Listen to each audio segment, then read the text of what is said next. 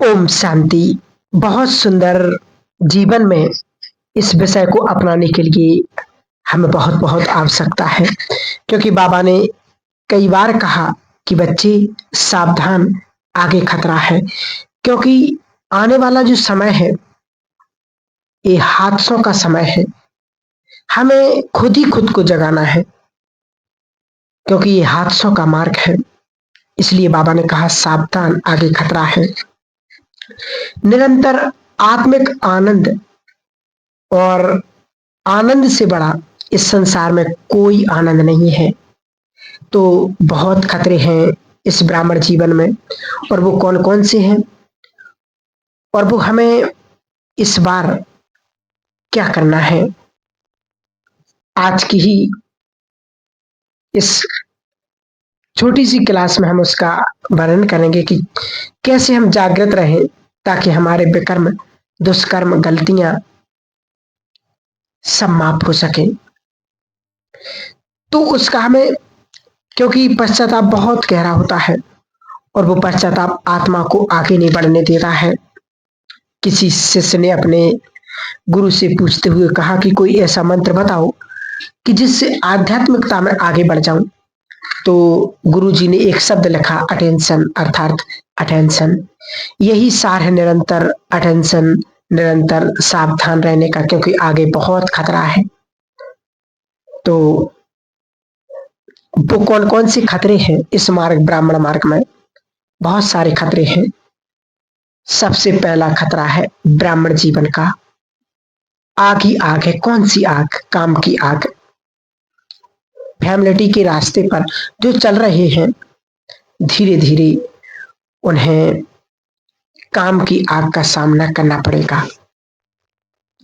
परिवार में है तो बाबा कहते ऐसा हमें पुरुषार्थ करना है जो हमारे संस्कार है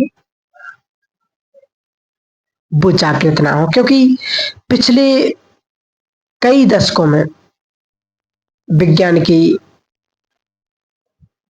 क्रांतिकारी प्रगति में पूरा जगत प्रगतित है, और उससे ही हमारी मनोवृत्ति विकृतियों की ओर जाती है। साधना के इस क्षेत्र को धरती तक सीमित न रख करके मानव निरंतर खोजों के द्वारा अन्य ग्रहों पर भी अधिकार जमाने की कोशिश में है।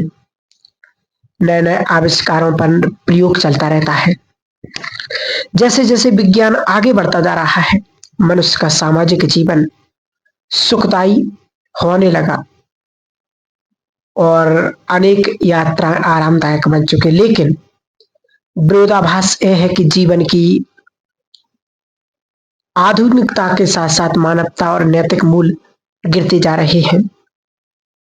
आज मनुष्य में स्वार्थ, अहंकार, अनैतिकता, आलस, लालच, पाप, दुर्व्यवहार, दुर्व्यसन, हिंसा, ईर्ष्या, वे सारे कई प्रकार के विकारी गुण एक से बढ़कर एक नकारात्मक प्रभाव दिखा रहे हैं।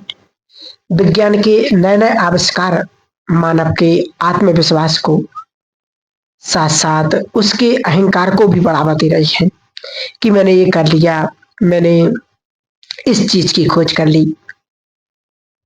तो वो इस अभिमान में है कि उसके बढ़ते शहरत को रोकने वाला कोई नहीं। जो भी हो, वैज्ञानिक शक्ति को ही एक सीमा होती है। इस सच्चाई को अति बुद्धिमान मनुष्य को जान लेना चाहिए कि इसके कई प्रमाण हमारे पास हैं। जैसे कि इमारत का निर्माण करने में भले ही माहिर है, लेकिन भूकंप के एक झटके से भारी इमारत मिट्टी में मिल जाएगी। भूकंप का माप तो किया जाता, लेकिन उसे रोकने में विज्ञान असमर्थ है। ऐसे ही वर्षा होने पर विज्ञान द्वारा जाना जा सकता है कि कितने समय पर कितने सेंटीमीटर पर वर्षा होगी। ना होने पर यह भी जाना जा सकता है कि वर्षा की कितनी जरूरत है। लेकिन विज्ञान द्वारा ना तो वर्षा को रोका जा सकता है और ना ही बरसाया जा सकता है। तो सचमुच आज विज्ञान बहुत आगे है, परंतु बाबा ने कहा कि आने वाले समय में ये साधन ही हमें नहीं मिलेंगे। ये साधन ही साधना को रोकने का बाधक बनेंगे। इसलिए हमें साधनों पर डिपेंड नहीं होना है, हमें अपनी साधना को इतना सुंदर, इतना श्रेष्ठ और इतना शक्तिशाली बनाना है ताकि आने वाले समय में हम उन विकराल परिस्थितियों से पार हो सकें। क्योंकि ये साधन ही धोखा देने वाले हैं, ये साधन ही उथल पुथल करने वाले हैं। इसलिए हमें अपनी साधना को बढ़ाते जाना है। जैसे विज्ञान सौरमंडल की जानकारी लेने में पूरा सामर्थ्य है उसके पास, ग्रहों के उन नक्षत्र को रोकना बदलना उसके बस में नहीं है। जैसे बिजली की तात्कालिक रोशनी तो पाई जा सकती है बिजली से, लेकिन सूरज की बराबरी नहीं की जा सकती है। नित्य निरंतर होने वाले दिन या रात है, उसके चक्र को भी रोक पाना नामुमकिन है। बाढ़, सूखा, ज्वालामुखी, तूफान, सुनामी जैसी प्राकृतिक आपदाओं को रोकने की क्षमता विज्ञान में नहीं है। इसकी जानकारी तो वो दे सकते, लेकिन उसको रोकना उनके बस का काम नहीं है।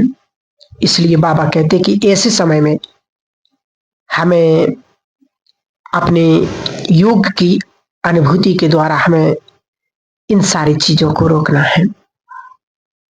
तो इस बात का हमें बहुत बहुत ध्यान रखना है, क्योंकि जैसा जैसा अंत का समय आ रहा है, चारों तरफ सारे संसार में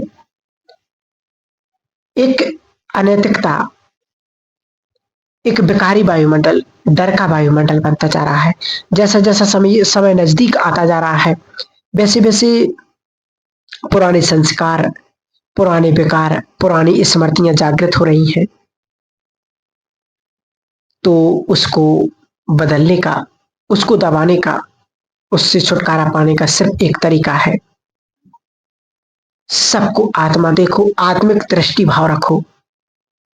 चलते फिरते, उठते बैठते यही समझो कि बाबा मेरे साथ है, मैं एक आत्मा हूं, परमात्मा की संतान हूं। जब इस भाव से हम उसको याद करेंगे, अपनी आत्मिक दृष्टि में रहेंगे, क्योंकि समय खुद बता रहा है कि ये कौन सा समय चल रहा है। अगर सामने गड्ढा है, कहते हैं ना कि एक व्यक्ति जा रहा था तो गड्ढा मिला, वो उस गड्ढे में गिर गया, और जब वो गिर गया तो उसने सोचा कि मुझे पता नहीं था, और वो कुछ देर बाद बाहर निकला। फिर दूसरे दिन उसी रास्ते से गया और फिर उस गड्ढे में गिर गया। फिर वो कुछ देर बाद कहने लगा मेरी गलती नहीं थी, तो वो कुछ घंटों में निकल पाया। तीसरी बार जब वो उसी रास्ते से जा रहा था और साइड से, उस गड्ढे की साइड से निकल गया, चौथे दिन उसी रास्ते से गया, उसने वो रास्ता ही बदल दिया। तो बाबा भी कहते हमें भी ऐसा करना है। अगर एक बार गलती हो गई, दो बार हो गई, तो उसको बार बार करने की गलती नहीं करना, वो हमें रास्ता ही बदल देना है, तभी हमारा पुरुषार्थ आगे बढ़ेगा। अगर हम वही रास्ते से जाएंगे तो निश्चित ही हमारा पुरुषार्थ आगे नहीं बढ़ सकता है। इसलिए बाबा कहते हैं कि हमें उस रास्ते को ही बदल देना है। हमारे जीवन में जो पुरानी बातें हैं उनको ही बदलना, उनको ही छोड़ देना है, भूल देना है, तभी हम आगे बढ़ सकते हैं। तो हमें अपने मन को बस में करना है, क्योंकि अपने मन को समझाना है, उसको अच्छी दिशा देनी है, अब उसको अच्छे विचार देने हैं। जब तक हमारे मन बस में नहीं है, तब तक हम अपने जीवन में अपने ऊपर, अपनी आत्मा के ऊपर, अपने शरीर के ऊपर नियंत्रण नहीं कर सकते। कहते हैं ना कि एक शिष्य ने अपने गुरुदेव से पूछा कि देवताओं को बस में करने का कोई मंत्र बताइए। तो गुरुदेव ने कहा जरूर, मैं तुम्हें दे दूंगा, लेकिन पहले बताइए कि क्या क्या आपके घर के, आप नौकर चाकर सदस्य आपके बस में हैं। शिष्य ने कहा वे सब कामचोर है, काम ना करने का बहाना ढूंढते हैं। क्या परिवार के सदस्य बस में हैं? तो फिर गुरुदेव ने पूछा कि, तो वो कहने लगा नहीं, सब स्वार्थी है, तुम्हारी पत्नी, तुम्हारे बच्चे बस में हैं। कहा गुरुदेव उसे कहां एक सप्ताह बाद पियर घर चली जाती है, परंतु मेरा मना करने के बावजूद भी वह अपनी मां से मिलने चली ही जाती है। शिष्य ने जवाब दिया। गुरुदेव ने कहा, फिर पूछा कि चलो सबको जाने दो, पर तुम्हारा मन तुम्हारे बस में है? शिष्य ने कहा, नहीं। तो गुरुदेव, मन तो बड़ा चंचल है, स्थिर होता ही नहीं। तो फिर गुरु जी ने कहा, अरे भाई, जब तुम्हारा परिवार, नौकर चाकर, पत्नी, यहाँ तक कि तुम्हारा मन आपके बस में नहीं है, तो देवता बस में कैसे हो सकते? पहले मन को बस में कीजिए, फिर देवता भी, क्या सारा संसार आपको नमन करने लगेगा। तो हमारा पुरुषार्थ ही हमारा तीव्र पुरुषार्थ करना है और अपने मन को हमें नियंत्रण करना है। और मन कब नियंत्रण होगा? जब हम अपने मन में सुविचार परमात्मा के महावाक्य जीवन में धारण करेंगे, तो हमारा जीवन बहुत सुंदर श्रेष्ठ बन जाएगा।